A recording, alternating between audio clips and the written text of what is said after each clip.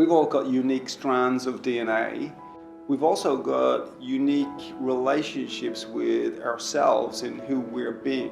There are things that stop us or prevent us from either doing the things that we want to do or producing the results that we want to produce or getting the outcomes that we want in our lives. It's generally things get in the way.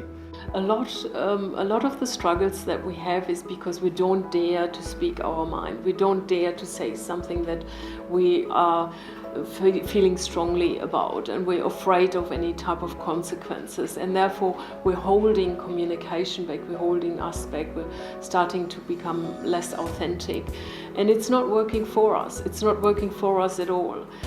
So if we can learn to communicate free with our family, with our spouses, with our children, with our work colleagues, life would become so much easier.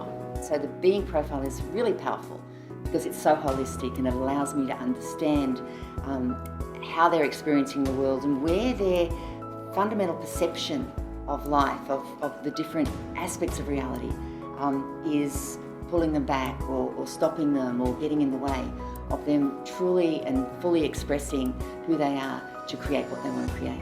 What I found most of the time that was a hindrance or a stumbling block or made team collaboration difficult or results not in an expected way was always coming back to the being of the person. So who am I being? Do I have enough confidence? Can I express myself? Can I communicate well? Do I feel that I'm authentic? And it all comes back to this. Are they behaving in a natural, authentic way? Are they really expressing themselves, or are they pretending to be someone else, or behaving in a way that they think they should be behaving? We associate authenticity with being real or not being real. So what it does is it deals with whether we consider who we're being to be real or fake.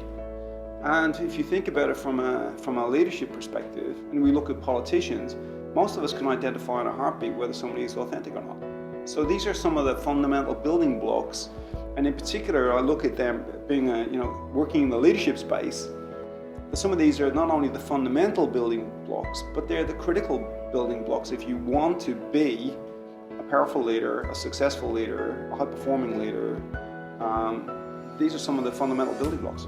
If you want to have a collaborative environment, it is, it's who are the people. So do they feel that they can express themselves freely? Do they feel that they can contribute without being in this sort of competition type of environment?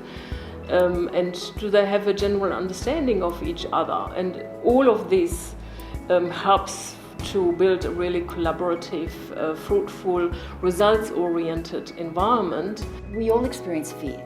We all experience that sense of vulnerability or the strong care about something or concern or anxiety. The healthy relationship is about, can I feel the fear and do it anyway? Can I feel vulnerable and still be willing to open myself up and be transparent and say what's true for me, even though it feels vulnerable? That's the piece that will allow me to have the impact I want, to be truly authentic. It doesn't matter whether people are being authentically powerful or people are being authentically weird.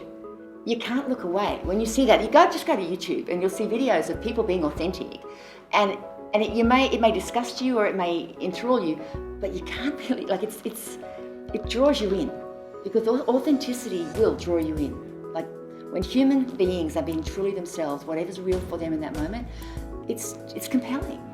And I think authenticity is just our greatest strength. When we are truly authentic, we are truly powerful. The most successful way of developing relationships was just being myself. Being authentic, being real, being open and honest with people. That seemed to be a much more effective way of creating powerful relationships in business that really made a difference to the results. People are businesses. I've never met a company yet. I've never ever met a company. So what I mean by that, people say I work for such and such a company. Companies don't exist, there are only people. I believe that I was uniquely designed to bring certain things to the world. If I held back from doing that, there is no one else like me in the world who can bring that, who can say the things that I would say, the way that I would say them, and have that impact. So I think when we're authentic, we are filling that that, for me, Caroline-shaped place in the world that I'm supposed to fill, because there's no one else who can fill it the way I do. You know, I've spent a lot of time in sales, and I can say that, you know, in my earlier years, some of my behaviour was completely inauthentic. You know, I was doing things because I thought that's what they wanted me to do. And of course, the results of that weren't